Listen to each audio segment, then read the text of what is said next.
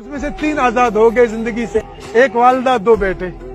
अब हमारा दूसरा इंसाफ के लिए 5 बच्चे उसके कैद में है सर जी।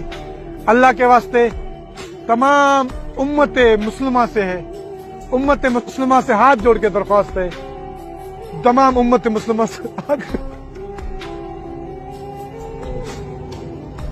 सर 5 बच्चों को बचा लो, हम कमजोर है सर, 5 बच्चों को बचा लो, उस औरत ने कुरान का वास्ता दिया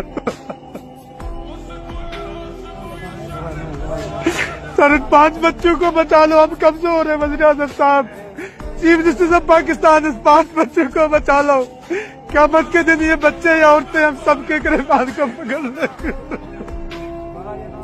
मरीज साहब अल्लाह ताला खैर करे। इस वक्त आप देख रहे हैं 5 बच्चों को बचा